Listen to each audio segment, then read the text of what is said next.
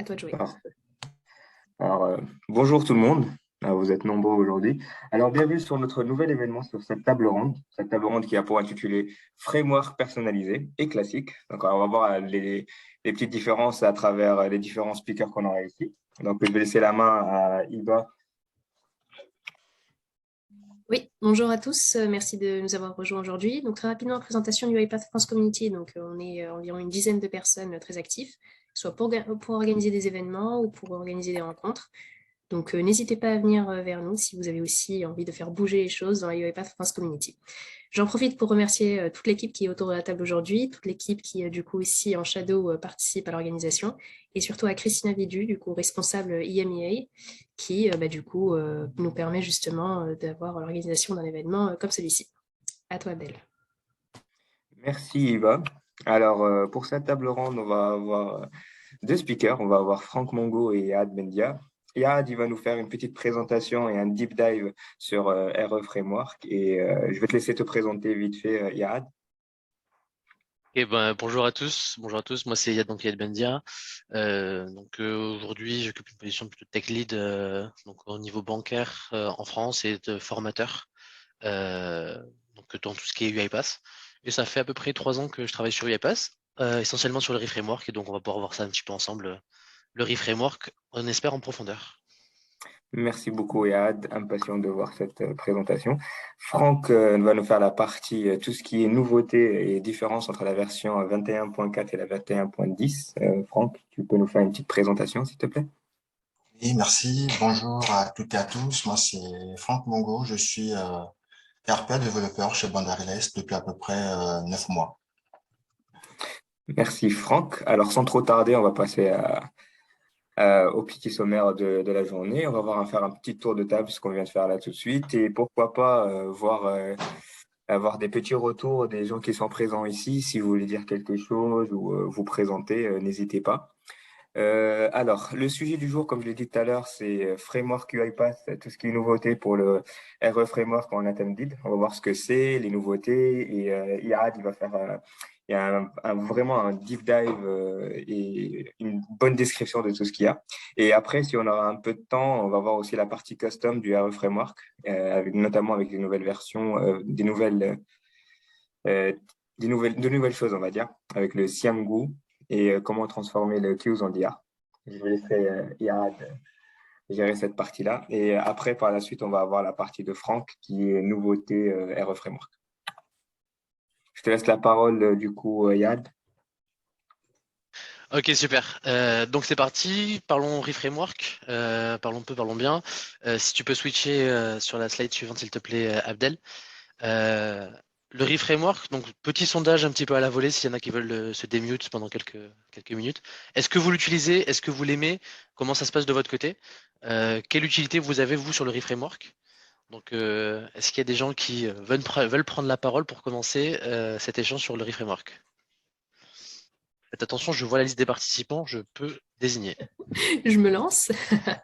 Alors personnellement, de mon côté, le framework, je l'utilise vraiment qu'en fin de process. Quand les clients viennent me voir pour un MVP très rapide sur quelques jours ou même un POC très rapide, le but pour moi, c'est de repartir en processus vierge et de le faire rapidement. Et puis après, s'ils veulent aller plus loin, etc., c'est là où je vais utiliser, surtout en phase de production, en fait, le framework, parce que sinon, côté maintenance, c'est un peu plus complexe. Mais c'est vrai que dès le début, je l'utilise pas. Ok, donc toi, tu es plus sur une position, c'est le ref, c'est pour les process pour mettre en production. Et tu préfères commencer ton petit dev de ton côté pour une preuve de valeur, une preuve de concept.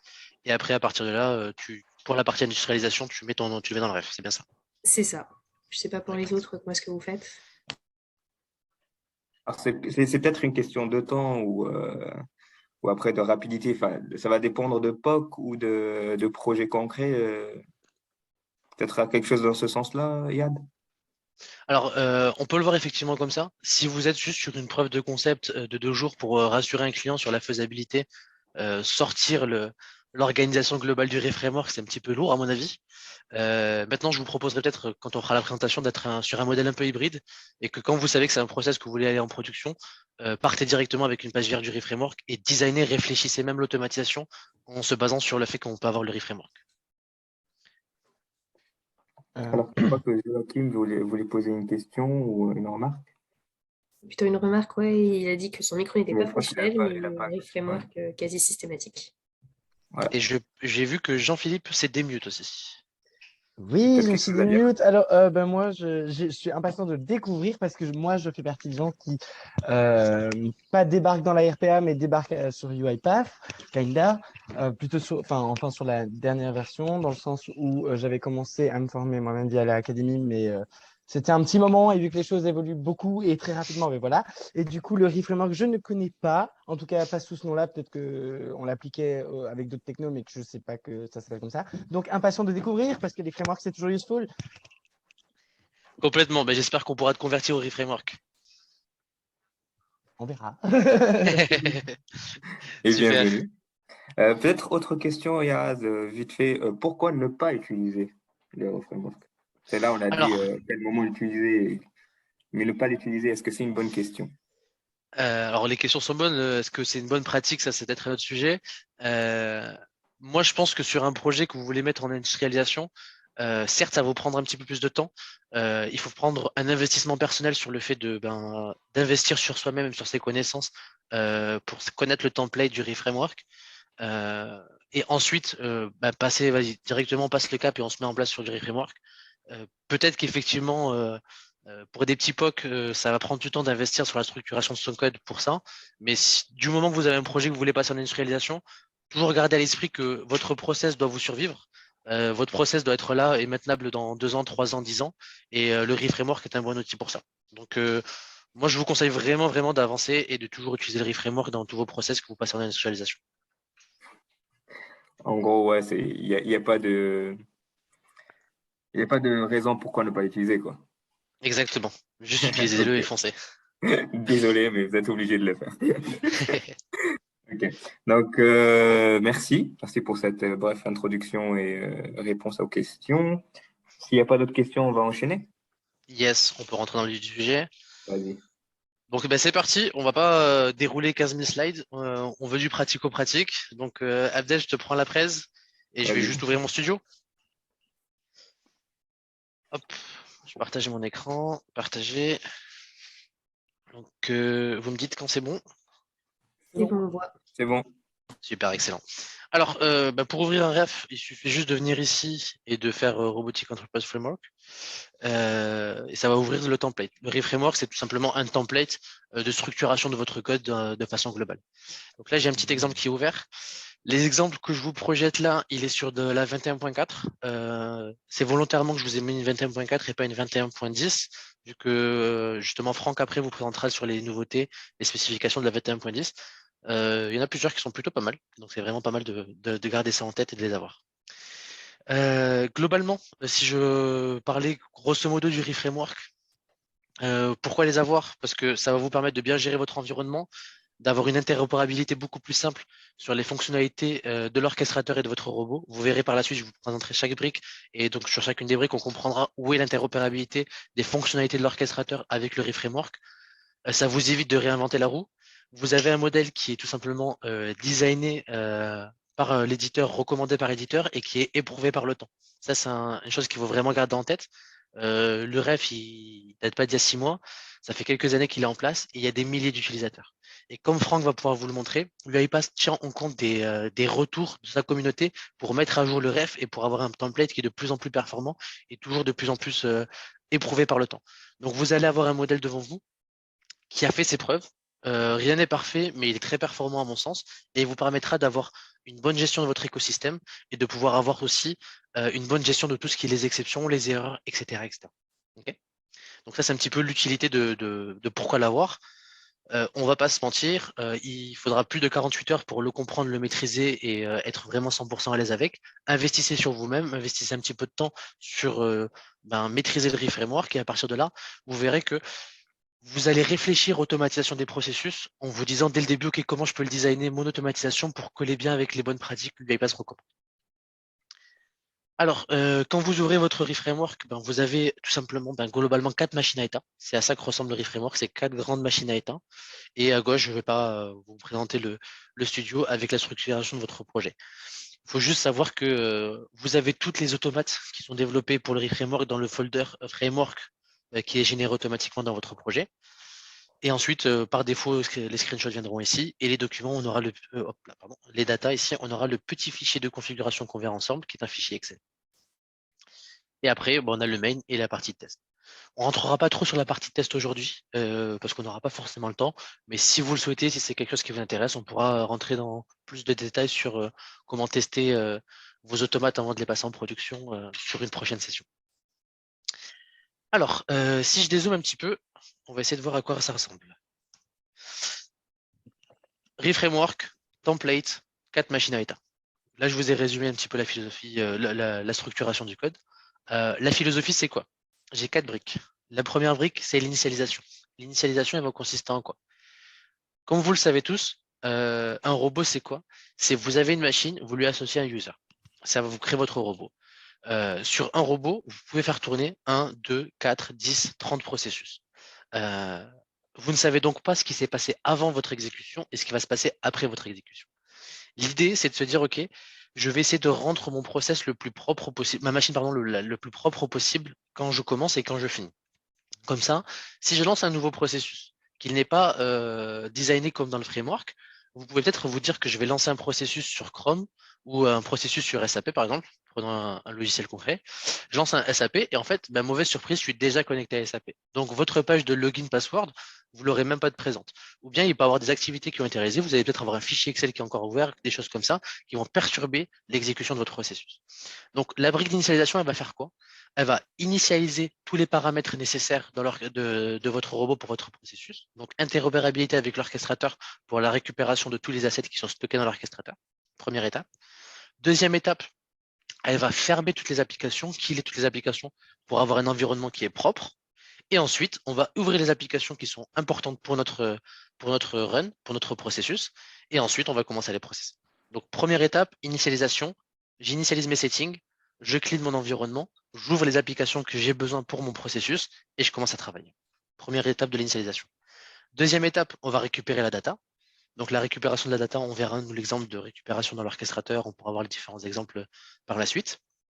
Et en fait, c'est tout simplement une grosse boucle for, notre framework. Je récupère la donnée, je traite la donnée. Je récupère la donnée, je traite la donnée, etc., etc.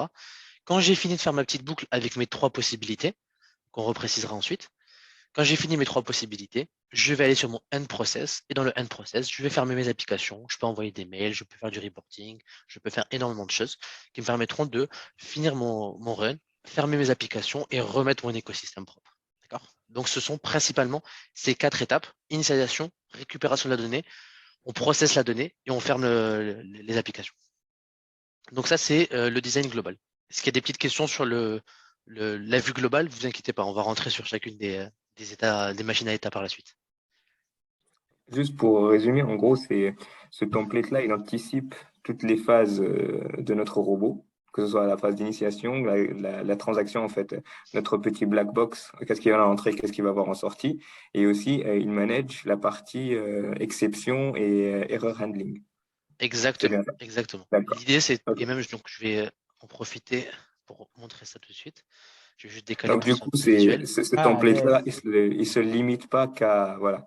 Donc, ce template-là, C'est il se mieux comme limite ça. pas qu'aux débutants, ni aux ceux qui ont déjà de l'expérience. C'est un petit peu un template passe-partout qui peut intervenir à n'importe quel niveau et qu'on peut utiliser, en fait, dans notre développement. Tout à l'heure, on avait dit quand est-ce qu'il faut et quand est-ce qu'il faut pas l'utiliser.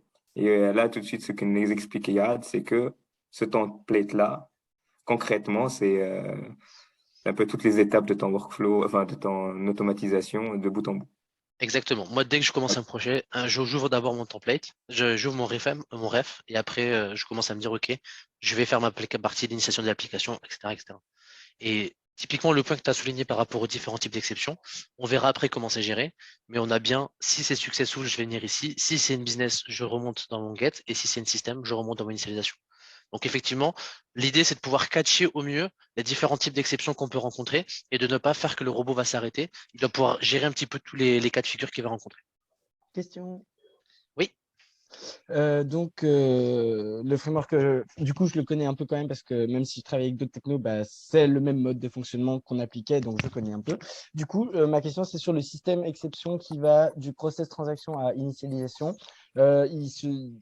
est-ce qu'il y a un paramètre, enfin, comment dire, il try combien de fois? Alors, parfait, tu me fais ma transition sur mes variables globales. Et justement, du coup, je prends toutes les variables, mais parmi les variables qui existent, et c'est celle que tu m'as demandé, c'est j'ai ici un retry number. Ah, ok, Donc, je d'accord. peux lui dire de ne pas retry, ou je peux lui dire de retry 3 fois. Et ça, vous allez pouvoir le paramétrer ici, vous allez pouvoir le paramétrer dans l'orchestrateur, et il y aura un peu cette interopérabilité de dire, voilà, pour une queue donnée, une transaction peut être retry un certain nombre de fois. Du coup, bah, parfait. Parlons un petit peu des variables globales au niveau du main du framework. Oui, Désolé, je t'interromps. Je crois qu'on a une autre question. Juste, Reda, je crois qu'il a une question. oui, rapidement, avant de passer vers la suite, en fait, par rapport à la partie récupération de data, est-ce que c'est oui. préférable d'ajouter cette partie directement sur l'initialisation ou ajouter un autre machine data, un autre state machine? Parce que j'ai vu en fait les deux approches. Qu'est-ce que vous préférez par rapport à ça? Parce que c'est pas toujours en fait un queue. On récupère pas toujours la data à partir d'un queue. Peut-être qu'on va la récupérer c'est pas d'un fichier Excel ou quoi que ce soit. Donc, qu'est-ce Oui. que vous préférez toujours par rapport à Alors, cette partie-là? justement, merci pour la question, Leda. Je montrerai quand on rentrera dans la partie Get Transaction Data comment adapter son code. Si jamais, on le fera assez rapidement, mais on pourra dans une prochaine session rentrer plus dans le détail de comment l'adapter en quelques changements pour ne pas forcément travailler qu'avec l'orchestrateur. Mais on peut très bien, comme tu disais, j'ai un tableau Excel, j'ai un fichier Excel, je vais récupérer une donnée, une certaine ligne d'un tableau Excel, et on fera ce petit exemple-là rapidement. Avec plaisir. Merci. Du coup, donc si on revient un petit peu sur les variables globales de l'environnement, la première chose à connaître, c'est votre meilleur ami, votre nouvel meilleur ami quand vous développez, c'est votre dictionnaire de configuration. Votre dictionnaire de configuration, vous allez le rentrer partout, vous le retrouverez un petit peu partout dans le ref. Et en fait, il va vous permettre de récupérer vos différents items. C'est tous vos paramètres que vous avez initialisés dans le initial application qu'on verra ensuite, toutes vos choses qui sont dans votre orchestrateur. Et c'est un dictionnaire tout simplement avec une clé en string et un objet qui peut être un string, qui peut être un int, qui peut être un booléen, qui peut être un petit peu ce que vous voulez. Donc ça, c'est déjà designé, vous n'avez même pas besoin d'y toucher et ça va s'initialiser tout simplement. Ensuite, on a deux variables globales pour les exceptions, les system exception et les business exception. On va les rencontrer à certains endroits du workflow. Je ne vais pas revenir sur la différence entre une system exception et une business exception. Je pars du postulat que vous connaissez. Si vous ne connaissez pas, n'hésitez pas à mettre un petit message dans le chat et on pourra en reparler. Ensuite, transaction item. Alors, je vous propose qu'on va prendre un fil rouge conducteur pour toute la presse. Ça va être un use case de traitement de facture sur SAP, par exemple. Donc, imaginons que dans votre queue item de l'orchestrateur, vous avez mis les différents items, différentes informations relatives à chacune des factures. Un transaction item, ce sera une facture, donc une information qui est récupérée depuis la queue et qui va être traitée dans votre SAP, par exemple. Donc, ça va être notre use case, un peu notre fil rouge de toute la conversation. Transaction number, c'est pour savoir quel numéro de transaction vous êtes en train de traiter. Donc, typiquement, est-ce que je suis en train de traiter la facture numéro 1, numéro 2, numéro 48? Ça sera mon transaction number qui sera mis à jour automatiquement dans le template du ref. On verra où est-ce que c'est remis à jour. Et ensuite, ici, on a quelques informations, transaction data, dans le data table des transactions. Et ensuite, vous avez ici les informations si vous voulez ajouter, donc customiser vous-même des informations propres à chacune de vos transactions. Ça peut être le numéro de transaction, une référence, ce genre de choses, et un transaction ID. Et on verra où au niveau du template, c'est mis à jour ces informations. Donc voilà un petit peu les variables globales d'environnement, je dirais, du main du ref. Je vous propose qu'on puisse rentrer un peu plus dans le détail maintenant de à quoi ressemble la première brique, qui est l'initialisation. Donc, si je rentre dans l'initialisation, on n'oublie pas, l'objectif principal de l'initialisation, c'est quoi? C'est j'initialise toutes mes applications, tous mes settings, je ferme toutes les applications, tous les reliquats qui pouvaient traiter, et j'ouvre proprement mes applications. Donc concrètement, à quoi ça va ressembler? On va rentrer ici, on va regarder est-ce que mon meilleur ami, qui est mon dictionnaire de config, est initialisé. S'il n'est pas initialisé, c'est que c'est le début de mon process. Et donc là, je vais l'initialiser. Je vais l'initialiser comment? Sans ouvrir ça, je vais vous montrer à quoi ça va ressembler. C'est une brique qui est déjà faite, qui va tout simplement consister à lire un fichier Excel et faire un traitement qui est spécifique en fonction des différentes feuilles de votre fichier Excel. Et ça va boucler pour récupérer différents éléments. Donc là, si j'ouvre ici mon fichier de config, donc c'est toujours le même template quand vous générez un fichier, un nouveau ref sur votre orchestrateur. Vous avez les settings qui sont ici, le nom de votre queue, le nom de votre process. Vous pouvez rajouter d'autres settings si vous le souhaitez. Vous avez des constantes qui sont mises ici, le max retry number, le chemin vers le folder où vous voulez mettre les screenshots d'exception. On verra par la suite qu'est-ce que ça veut dire. Et ça, c'est le nom des différentes log messages quand vous les allez avoir. Il y a des log messages par défaut, get transaction, success, etc., etc. Ça, c'est le nom qu'ils auront dans vos logs, dans l'orchestrateur, dans votre base de données de logs. Donc ça, c'est un petit peu, je dirais, la partie paramétrage qui ne bouge pas. Et après, vous avez tous vos assets qui sont dans l'orchestrateur. Les assets de l'orchestrateur, vous avez le nom de l'asset dans l'orchestrateur et le nom que vous voulez mettre dans votre clé de dictionnaire. Moi, généralement, je mets les deux, comme ça, je suis un peu tranquille et je sais que les deux sont pareils. Et ensuite, ici, vous allez avoir la description que vous pouvez mettre, notre mandatory. Et ici, vous avez orchestrateur asset folder. Pour ceux qui connaissent les dernières versions de l'orchestrateur, vous avez des folders. Et donc, vous pouvez préciser dans quel folder il doit récupérer l'asset. Si vous ne mettez rien, par défaut, il ira récupérer l'asset dans le folder dans lequel le robot est en train de run. Typiquement, ce point-là, vous allez avoir une petite précision, je pense, par la suite par Franck sur la partie folder orchestrateur. Donc ça, c'est notre fichier de config. Donc une fois qu'on a ce fichier de config qui est récupéré, donc on a ce dossier de config qui est récupéré, tous mes assets de l'orchestrateur sont récupérés. Donc, première interopérabilité avec mon robot et l'orchestrateur qui est déjà designé dans le ref, c'est la partie récupération automatisée de tous mes assets. Une fois que j'ai fait ça, donc il va juste checker qu'il y a bien un asset name, c'est pas très important. Ce qui va être important ici, c'est qu'il va kill tous les process. Donc là, ça va être, si j'ouvre le workflow ici, vous allez voir que le workflow est juste vide. C'est à vous de le remplir.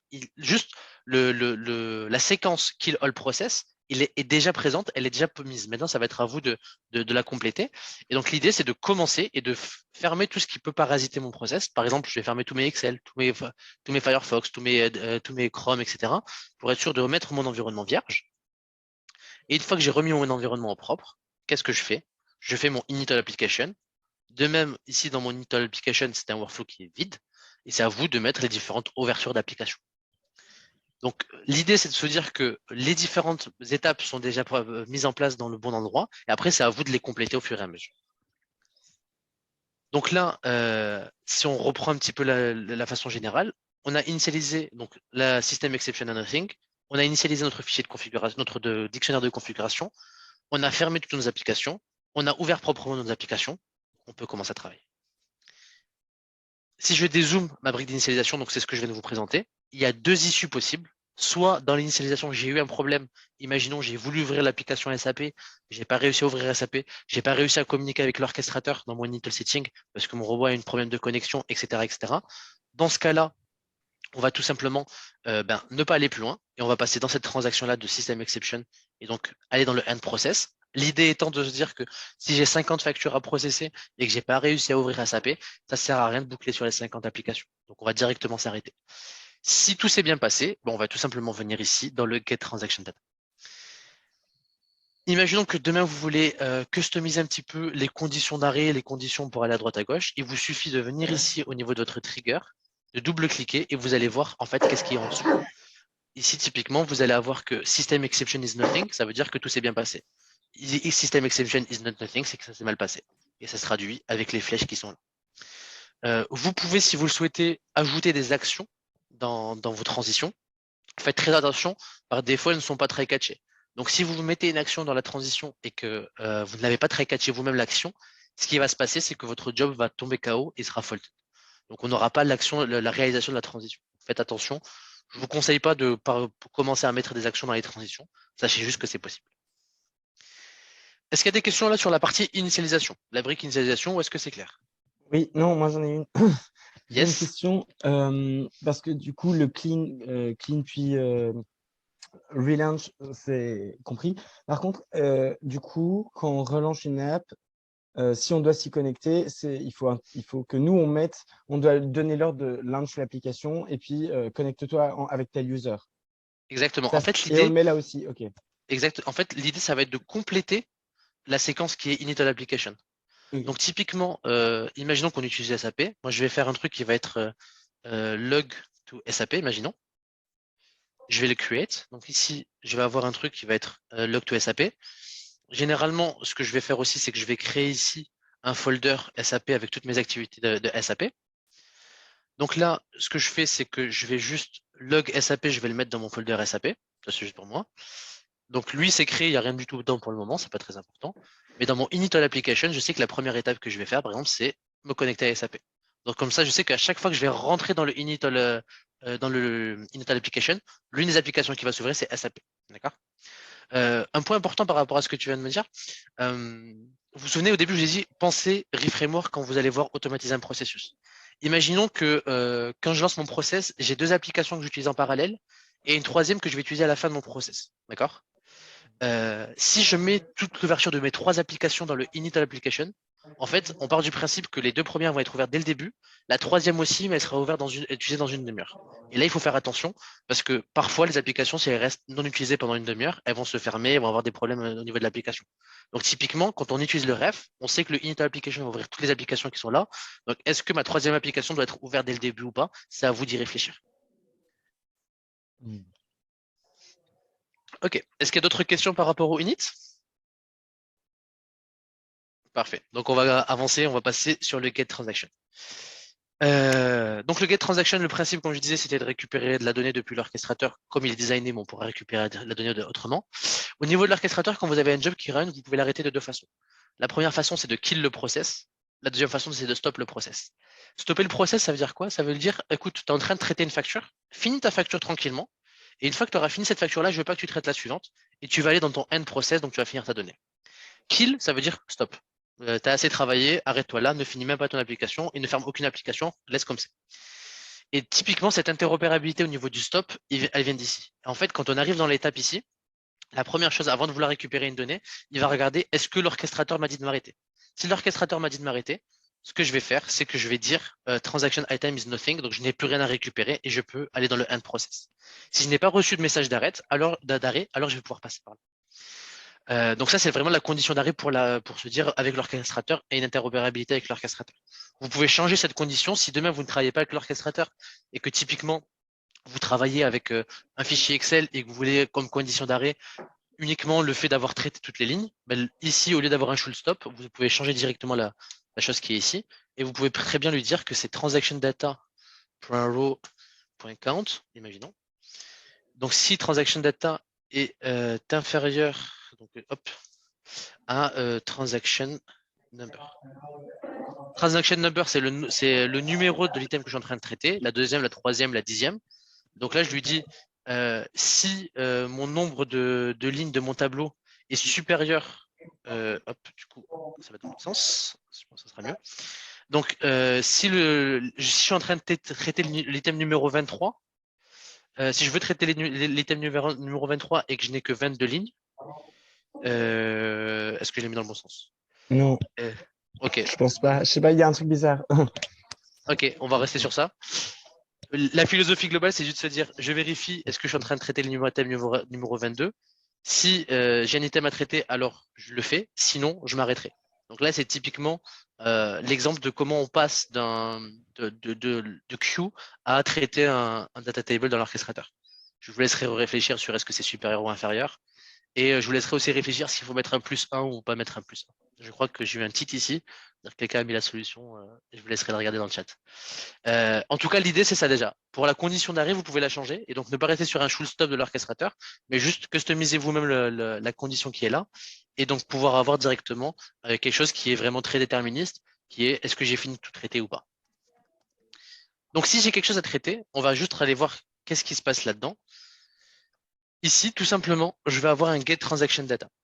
Le get transaction data, c'est get transaction item, pardon. Lui, qu'est-ce qu'il fait? C'est qu'il va juste partir dans l'orchestrateur et aller voir la queue de l'orchestrateur et récupérer un item de l'orchestrateur. Alors, pourquoi c'est intéressant d'avoir ce get transaction item? C'est une interopérabilité, encore une fois, entre votre robot et l'orchestrateur, mais ça va aussi vous permettre de pouvoir, paralléliser le traitement. Imaginons que vous avez 3 robots qui doivent traiter la même queue. Ils ne vont pas avoir de conflit sur quelle facture est en train d'être traitée, puisque c'est l'orchestrateur qui va lui dire tu traites la facture numéro 3, tu traites la facture numéro 4 et tu traites la facture numéro 5. Et ça, c'est géré par le get transaction item.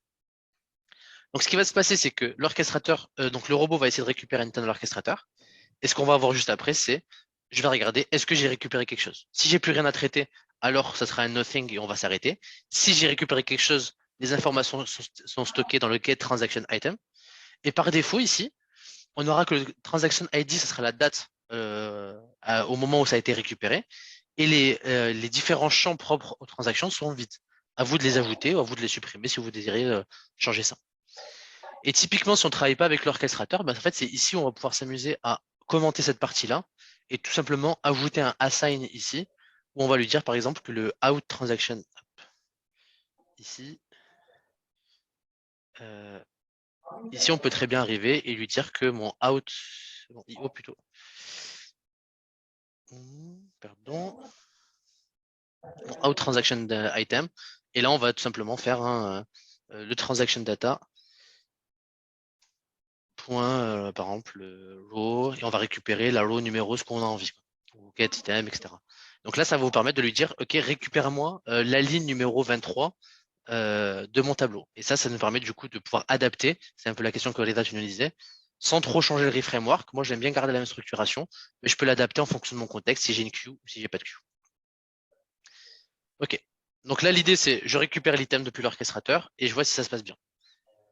Hop, si je dézoome, je reviens sur mon get transaction data.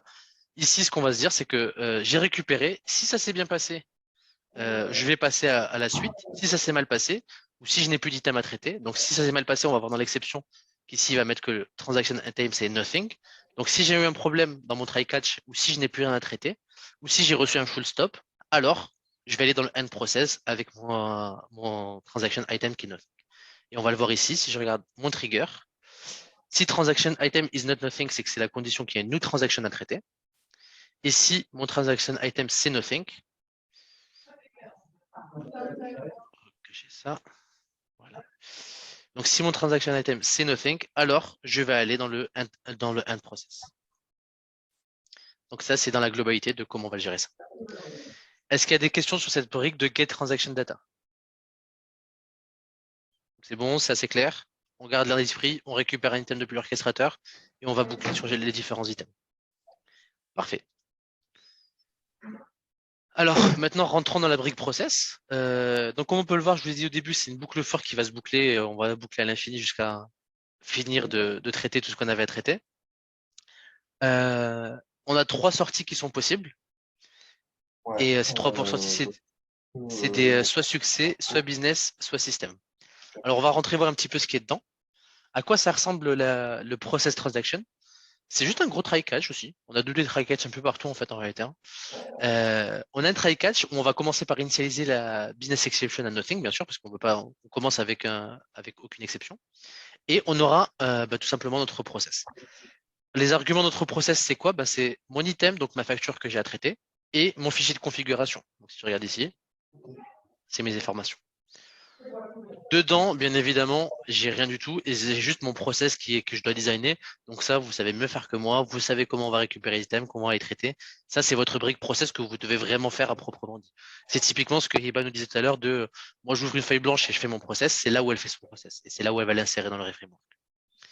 Je rentre pas donc dans cette partie-là de où est-ce que sont comment on va designer quelque chose. C'est pas l'objet de la présentation d'aujourd'hui. Une fois qu'on a fini en fait de faire notre process, il y a basiquement donc 3 issues possibles. Soit tout s'est bien passé, et donc c'est un successful. Donc le try catch, on va pas rentrer dans la partie catch. Soit j'ai une business exception parce que vous avez throw une business exception. Et donc là, on va rentrer dans le catch du throw une business exception. Et donc la variable business exception qui était égale à nothing devient la exception. Soit j'ai eu une application exception. Et donc là, c'est system exception qui va devenir exception. D'accord? Donc l'idée, c'est juste de se dire, je fais mon process et j'ai 3 sorties qui sont possibles. Pourquoi ces 3 sorties sont pas importantes? Parce que dans votre try catch qui est ici, vous avez un finally. Et en fait, au niveau de ce finally là, vous avez à nouveau un try catch qui est le set transaction statut. Et c'est ce set transaction statut là qui va vous permettre de monitorer et de pouvoir savoir quel item est devenu success, business ou application. Donc là, si on regarde à quoi ressemble maintenant ce set transaction statut, c'est tout simplement une logique assez simple. Si mon business exception est nothing et mon system exception est nothing, donc mes 2 variables globales dont on a parlé au début sont à nothing, c'est que tout s'est bien passé, alors successful.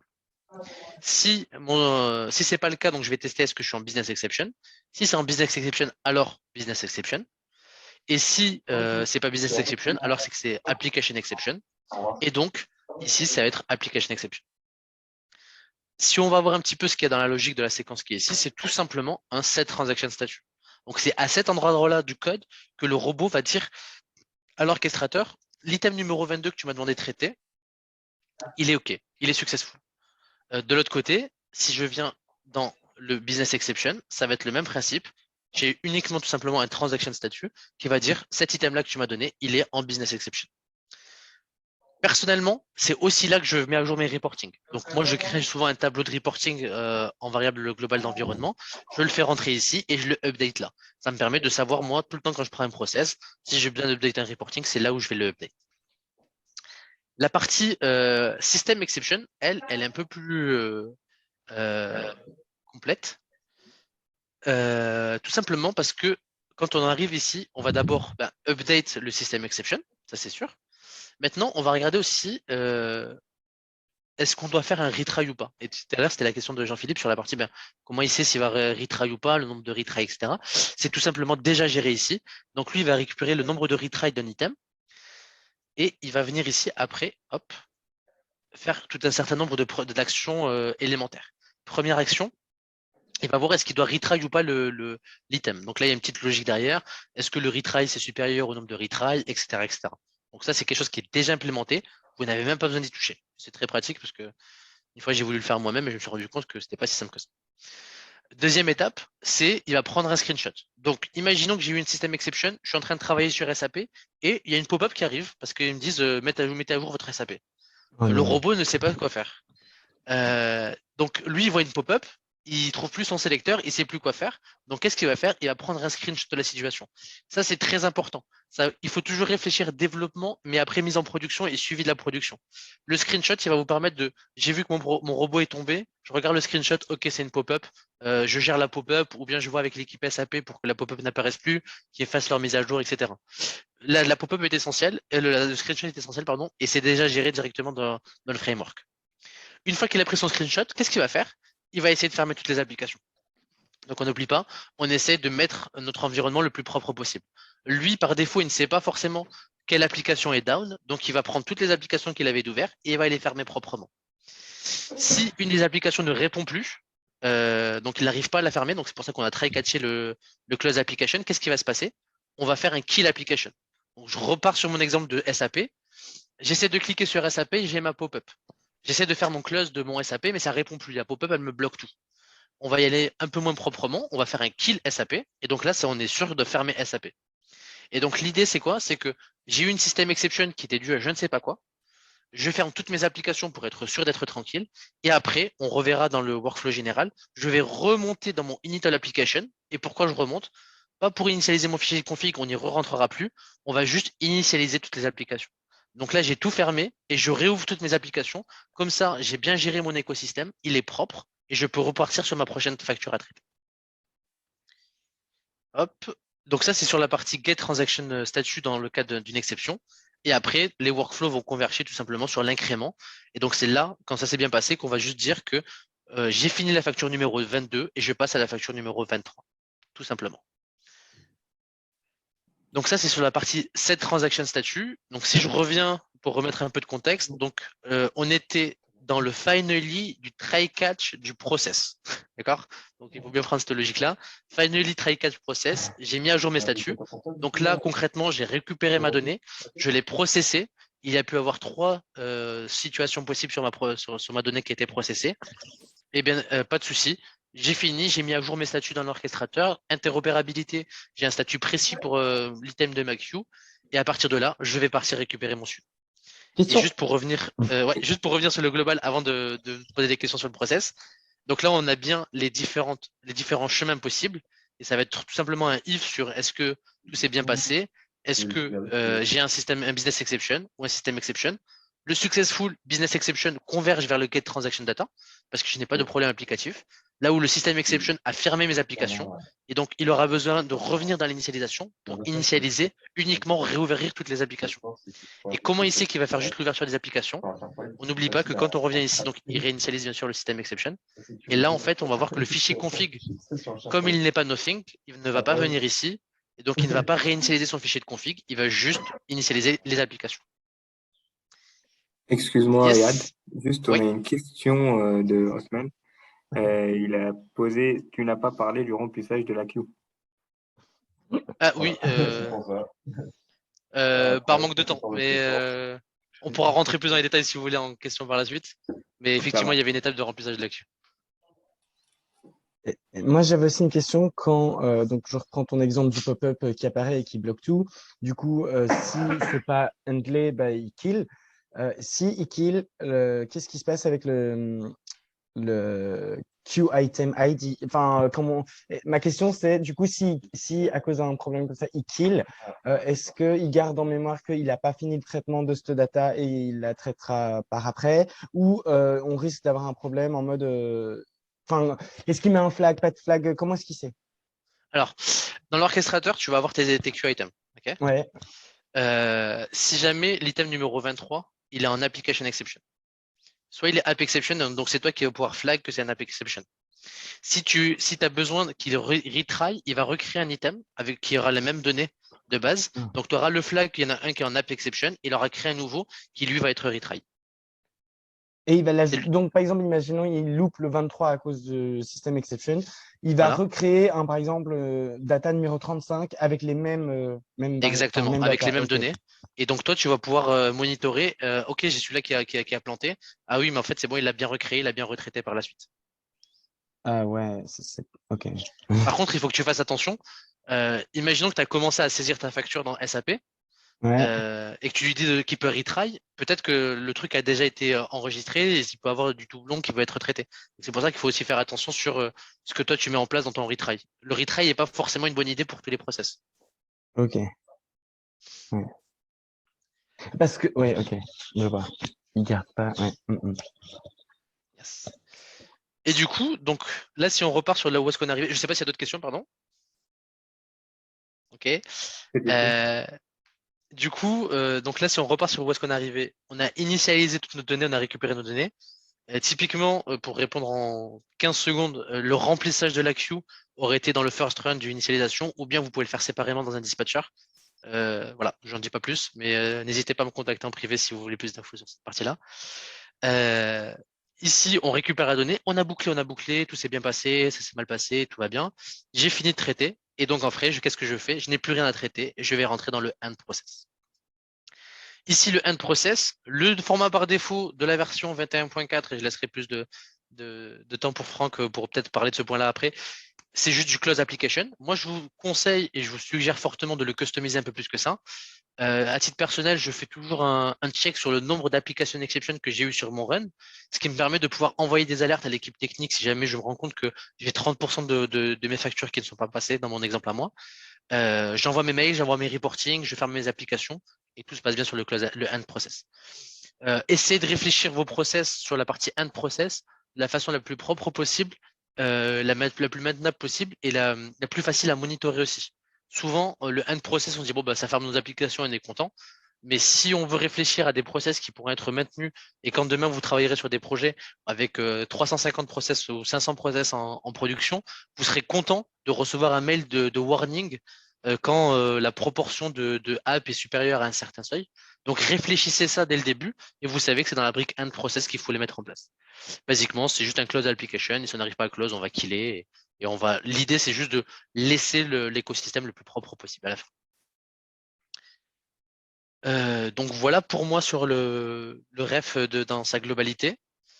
Je ne sais pas s'il y a des questions globales, sinon après on va laisser la main peut-être à Franck parce qu'il lui faut un petit peu de temps, je pense, pour les nouveautés qui sont vachement intéressantes. Donc, je ne sais pas si quelqu'un a une question. Je regarde dans le chat, Iba nous a relancé par Yes. rapport à un event. Alors j'en profite juste avant de préciser. Ah, on a déjà une question. On a une question de On va déjà Driss. passer à ça. Alors, Driss pose la question, la ref, ça s'utilise uniquement avec les unattended. Non, tu peux faire un ref sur un attended. Le ref, il faut vraiment se dire que c'est juste ton code et tu designs ton code. Tu peux très bien faire du attended sans orchestrateur et donc avoir un peu le modèle que Reda nous a suggéré sur j'ai un fichier Excel qui va être lu. Vous pouvez très bien le run aussi en attended avec une queue dans l'orchestrateur. Donc ça peut très très bien s'utiliser sur du attended aussi. D'accord. J'espère que ça répond à ta question, Driss. Est-ce qu'on en a une ou des autres? Là, pour le moment, il n'y en a pas. Donc oui, Iba, tu disais. Ouais, j'en profite juste, ouais, une petite digression. N'hésitez pas, du coup, là, comme vous l'avez vu, on a eu vraiment la partie visuelle du framework, même si on est rentré un peu dans le vif du sujet. Si vous avez envie, on vous propose samedi prochain, donc pas demain, mais samedi prochain après-midi, de faire vraiment une pratique, en fait, un télépratique avec des sujets, et puis on voit ensemble ce que ça donne. Donc, si vous êtes motivé, n'hésitez pas à répondre au sondage, je l'ai mis juste dans le chat. Donc voilà. Et sachant Voilà. que partie pratique à distance, hein. On va pas vous demander de venir au travail le samedi après-midi, vous inquiétez pas. Merci pour cette précision, Yad. Alors, merci beaucoup pour ce deep dive qui était assez. Enfin, de mon côté, je trouve ça très intéressant. Je suppose que Jean-Philippe aussi partage le même avis, ainsi que tous les différents autres personnes qui ont posé des questions. Et même ceux qui n'ont pas posé de questions, hein, je ne suppose rien. Mais donc là, je crois qu'on va s'intéresser plutôt à la partie nouveauté et ce que UiPath nous a facilité ou avec cette nouvelle mise à jour avec la 21.10. Ce deep dive va être présenté par Franck. Franck? Donc, n'hésite pas à commencer à partager ton écran. Ouais. Je commence à partager mon écran. Désolé, ma cam n'est pas dispo pour l'instant, mais à la fin, je vais la redémarrer. Ah, on a une question surprise. C'est le RIS est-il adapté au process non transactionnel? Pendant que Franck, tu nous partages ton écran, pourrais-tu nous répondre? Ah, alors vaste sujet. C'est plutôt designé pour pour du transactionnel. Si c'était sur du séquentiel, c'est adapté. Moi, personnellement, je le réadapterai. Ou bien tu peux avoir une queue pour juste dire j'ai fait le run numéro 23 et mettre 3 informations dedans. Parce que tu peux trouver aussi effectivement que c'est limité de se dire j'ai un truc qui va traiter juste un seul item et donc je vais juste envoyer un item et le récupérer. C'est possible. Euh, Ça permet quand même de pouvoir monitorer des KPI, avoir certains KPI sur tes runs, etc. Donc ça peut rester intéressant. Mais toute sa force est beaucoup plus pour des choses qui sont transactionnelles et pas forcément séquentielles. Après, ça reste quand même un bon outil pour bien try catcher tes exceptions, pour bien nettoyer ton environnement, etc., etc. Merci, Yad. J'espère que ça répond à ta question, Serge. Donc là, on bascule sur la partie nouveauté. Ok, Et Franck, à toi la main. ok, donc merci beaucoup déjà Iliad sur cette belle présentation. Voilà, je vais juste F11, ok, je vais le garder comme ça. Voilà. Donc maintenant que mon collègue vous a présenté le fonctionnement du Framework, nous allons nous intéresser à toutes les nouvelles mises à jour. UiPath a apporté des améliorations importantes sur le Framework avec la mise à jour 21.10. J'ai essayé de résumer l'impact de ces mises à jour. Donc, il y a des impacts notamment sur l'optimisation de l'utilisation de la queue et du runtime, l'amélioration de la maintenabilité du process avec le rajout d'un certain nombre de logs et aussi le renforcement de la robustesse. Maintenant que vous maîtrisez le Framework, ça sera bien dommage de ne pas profiter de toutes ces améliorations.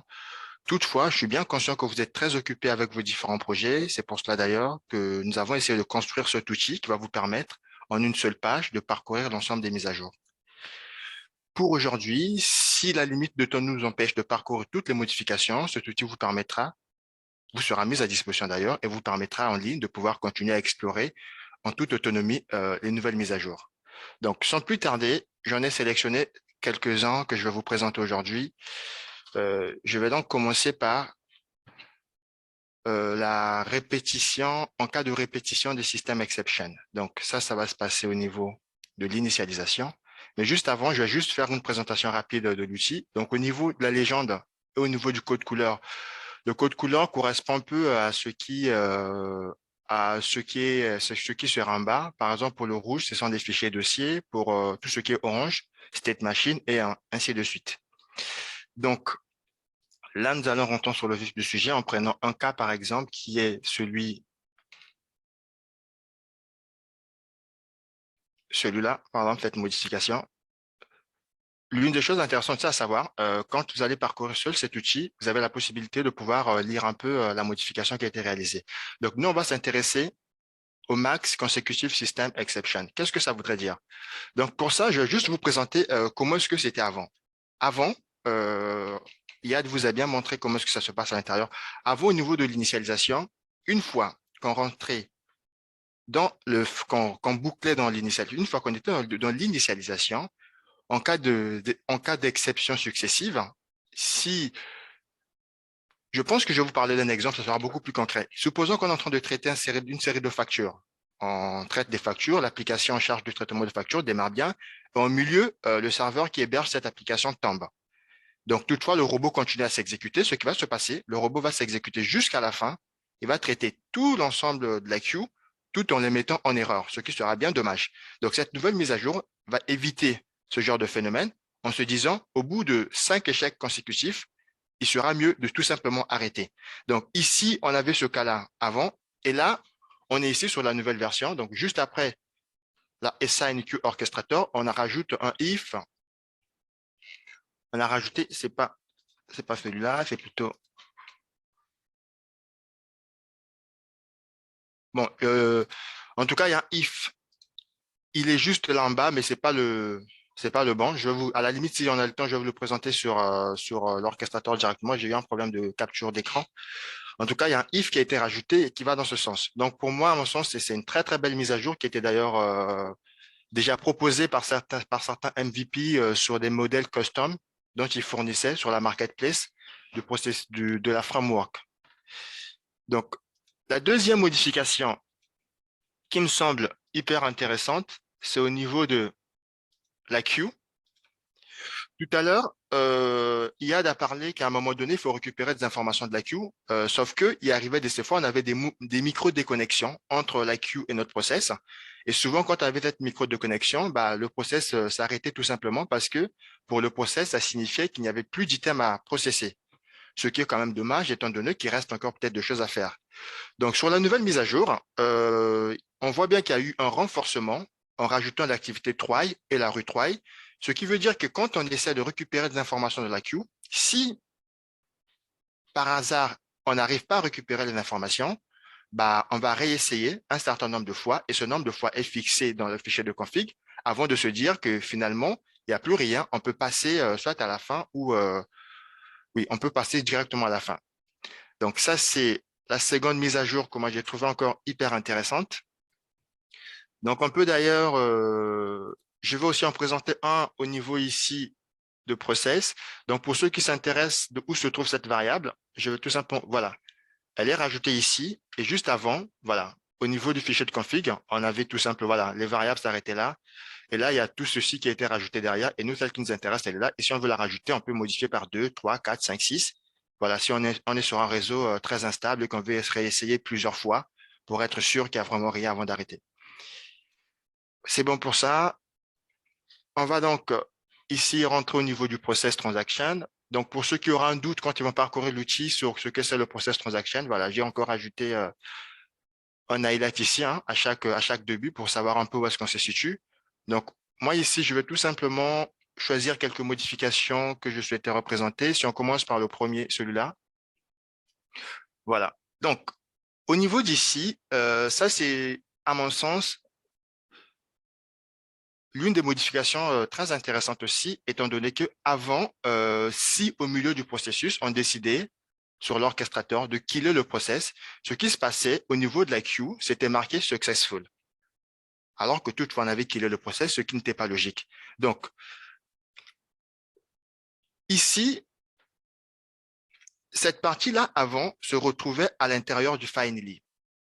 Et ici, on n'avait rien. Donc, ce qui a été fait, ils ont tout simplement récupéré cette partie de l'activité qui était à l'intérieur du finally, qu'ils ont remonté au niveau de la partie process, juste après l'exécution du process. Donc, le résultat final est de permettre, au cas où on fait un kill process, qu'on puisse pas avoir un successful dans la queue, qu'on puisse avoir un faulty pour être sûr que voilà, ce process n'a pas été réellement traité. Donc, ça fait aussi une mise à jour que j'ai trouvé intéressante. On va basculer sur la seconde, qui est sur le set transaction status. Au niveau du set transaction status, d'ailleurs, il y a dessus, on a très, très bien parlé, où se fait la mise à jour de ce qui a marché ou de ce qui n'a pas marché. Avant, pareil, cette mise à jour a été faite directement sans des tentatives au cas où c'est échoue. Donc, c'est pareil. Lors qu'on cherche à communiquer avec un système extérieur, il n'y avait pas de sécurité. En cas de micro-coupure de réseau, on perdait un peu le job et on passait on passait à la transaction suivante. En perdant plutôt la transaction, on partait à la suivante. Donc ici, toujours dans l'esprit de renforcer la robustesse, hein, donc où est-ce que j'ai en soit que on voit bien que où est-ce que j'ai surligné en jaune, l'activité est entourée par un try et puis par un retry. Et dans ce retry, voilà, dans ce retry, pareil, on peut fixer le nombre de fois à l'intérieur du fichier de config. Et l'autre élément important à savoir, c'est cette activité au niveau des propriétés. Ici, j'ai surligné le if string is null or empty. Avant, il faut savoir que quand on faisait une capture d'écran, elle était directement stockée dans un dossier et il fallait qu'on aille parcourir ce dossier pour pouvoir le récupérer.